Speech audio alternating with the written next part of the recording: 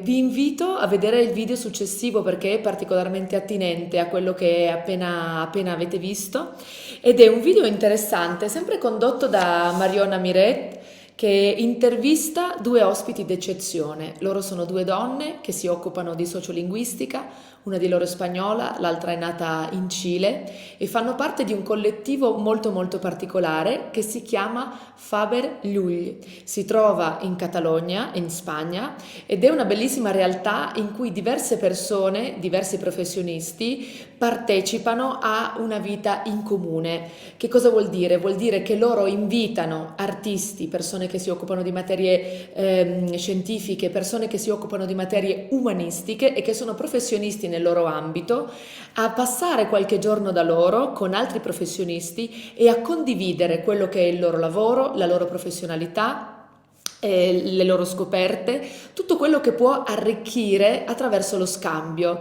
E questa ci sembra una meravigliosa idea, un meraviglioso spunto attinente alla parola che tiene un po' le fila del nostro premio, che è partager, cioè condividere. Il Faberllull è una residenza artistica che ha fatto della condivisione il suo manifesto.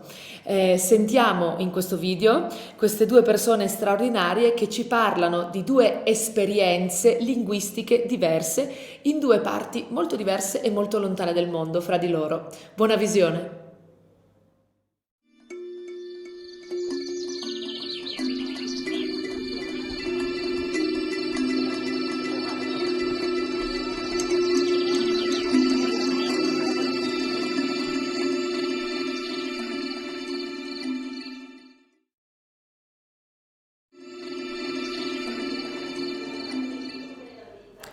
Buongiorno a tutti e a tutte e ben ritrovate. Dunque, lanciamo adesso un video realizzato sempre dalla nostra moderatrice Mariona Miret. Dunque, lanciamo che adesso intervista due donne di eccezione. Loro sono due persone che si occupano di sociolinguistica e vi illustreranno due realtà diverse tra di loro e molto particolari, una che riguarda la isola di Haiti e l'altra che riguarda la Catalogna. Loro fanno parte di un meraviglioso progetto che in realtà è una residenza artistica che si chiama Faberllull, che ha sede appunto in Catalogna ed è un posto particolare dove scrittori, artisti, traduttori, letterati si possono incontrare e possono scambiare le proprie professionalità, possono essere ospitati per qualche giorno a lavorare e lavorare in questo contesto di forte scambio e di grande compresenza con altri professionisti del loro settore. Questo è ovviamente, e non smetterò di ricordarvelo, un fantastico esempio di quello che è il filo rosso che lega tutti gli interventi del Premio Ostana di quest'anno, che è partager, compartir, come si dice in catalano, quindi condividere. Ma non vi faccio perdere altro tempo e chiedo alla regia di mandare subito questo preziosissimo contributo video. Grazie. My name is Maite Puigdevall and I'm a sociolinguist and I live here very close by in Banyoles. But I work in Barcelona at the University, Open University of Catalonia, la Universitat Oberta de Catalunya, as a senior lecturer. Hi, I'm Macarena. I am a Chilean student. I'm doing my PhD at the Universitat Autónoma de Barcelona. And I'm studying now about Haitian immigrants and public service interpreting and translation policies. Hello, Macarena and Maite. Hi. Why did you start occupating yourselves about a minority language? Well, in my case, I am a speaker myself of a minority language, Catalan. So my interest about this language started early on in my life, really. Even in secondary school and then in university, when I started learning about sociolinguistics, really is the subject that grasped my interest early on.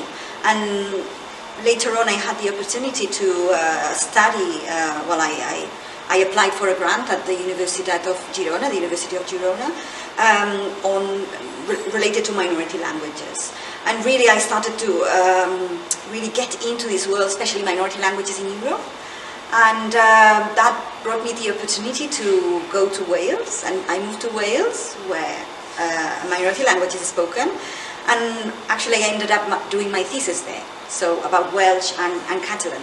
So I would say that my interest in minority languages has become my professional life as well as my personal life. You know? It has all intertwined, my interests. And my early work, my current work is all related to that. So.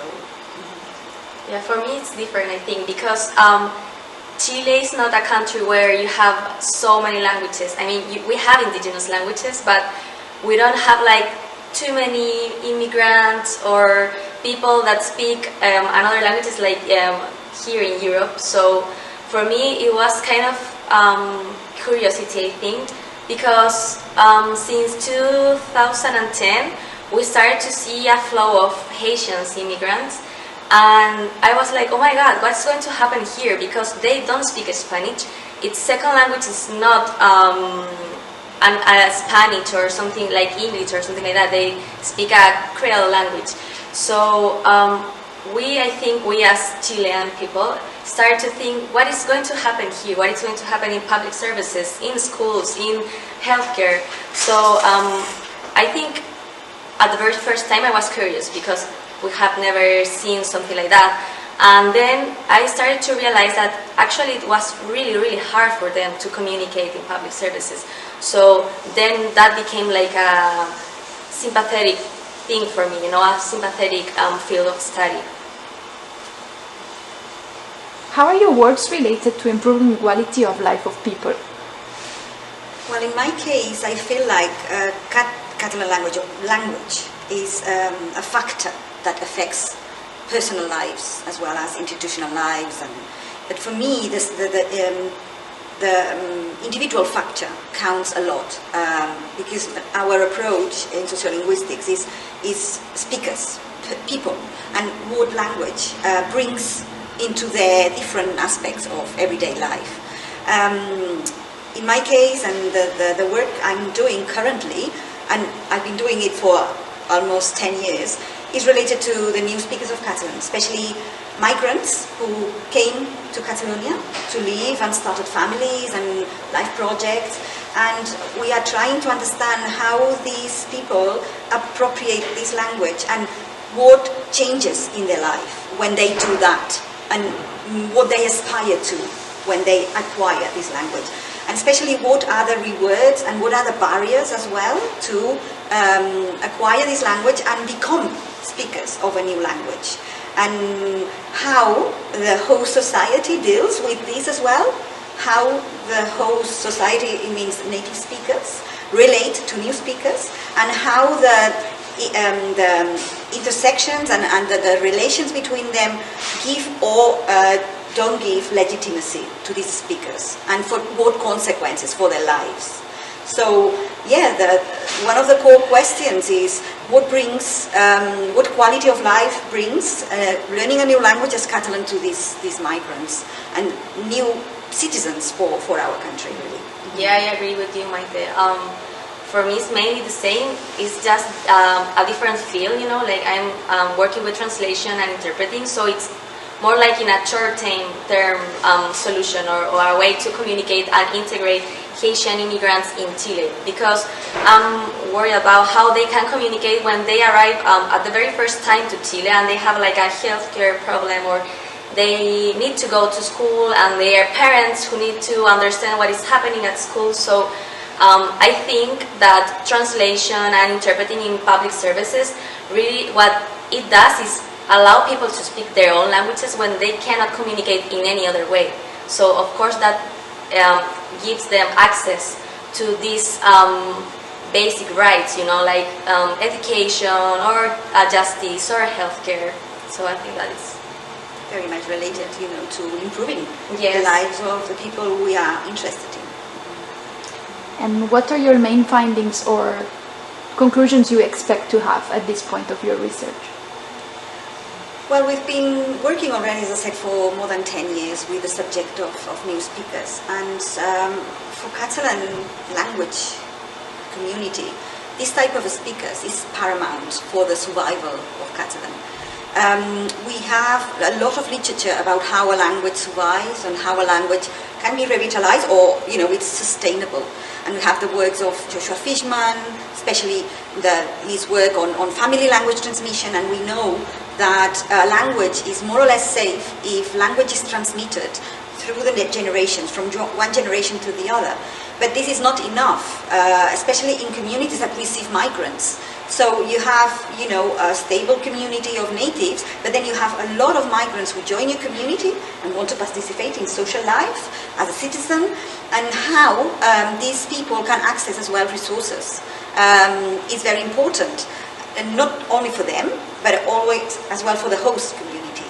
So in a sense, what's happening in Catalonia is that the ideologies of the language are changing slightly, very, very slowly, as usually happens in social questions, is that in history, especially recent history, as when Catalan was banned from social use, people, there was a kind of pact that Catalan people would spoke to each other in their native language, so Catalan was kept. And this ideology of keeping the language for ourselves, the natives, was very much powerful and useful.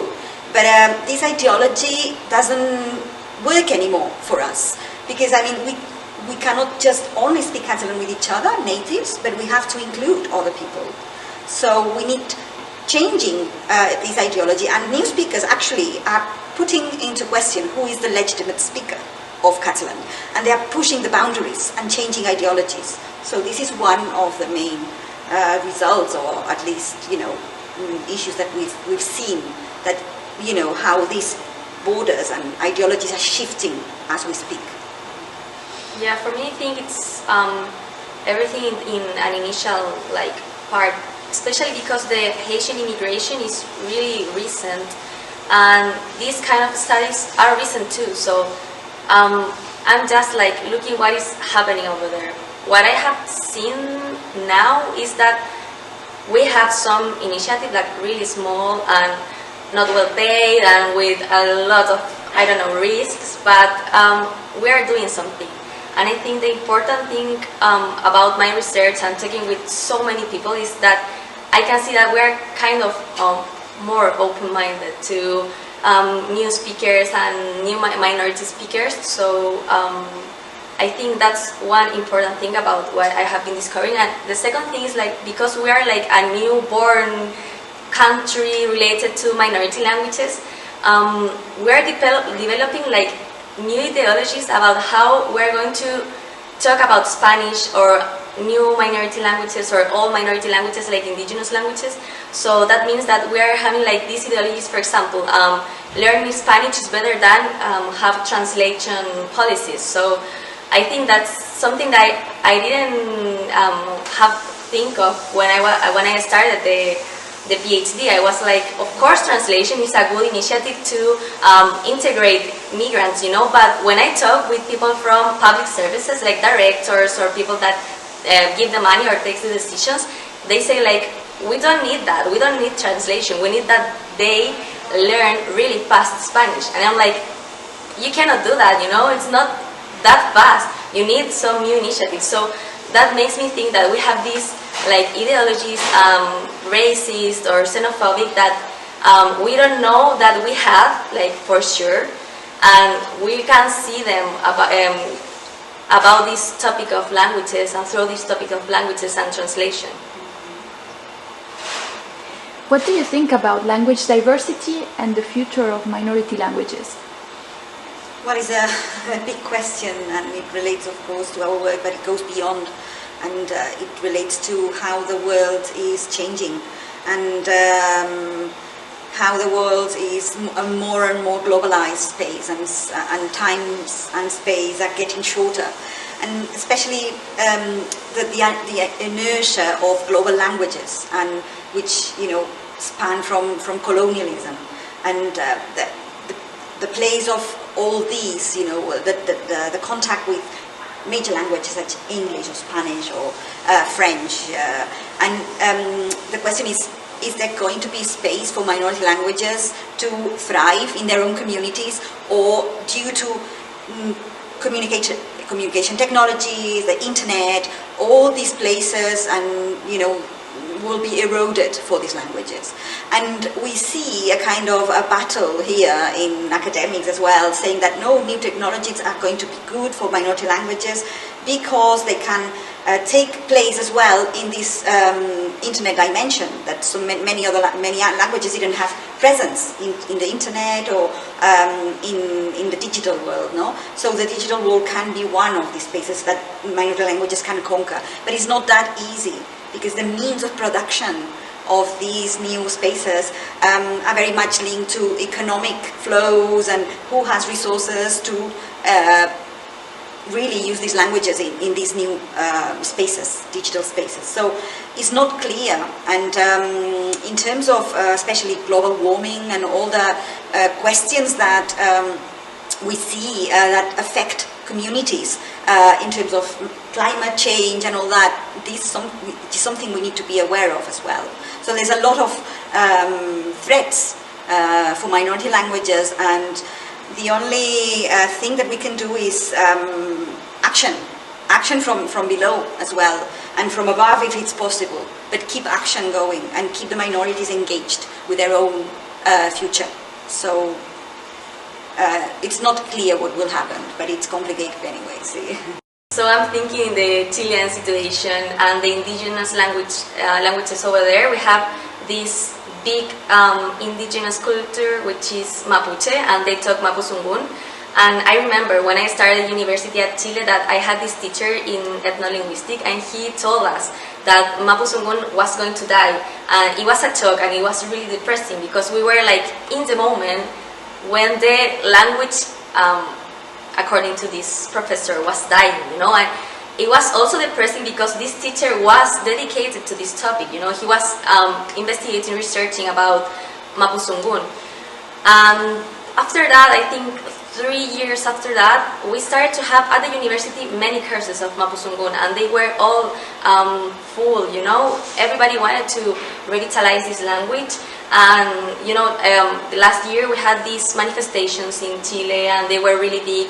And one of the things that were vindicated was the Mapuche culture, and all of them have the flag of Mapuche culture, and it was so energizing, you know, like so optimistic to think that if we vindicate, even if we are not part of Mapuche, I don't know, if you don't have an ancestor from Mapuche, even that is not important when you are trying to vindicate a culture or vindicate a language. So I think in Chile, which has tried to suppress all the differences, it's really important, like for minority languages and for minority groups, to like vindicate them and say, okay, we can talk the language, we can revitalize, and we can do new things and understand differently how we have been working or accepting indigenous people in our country.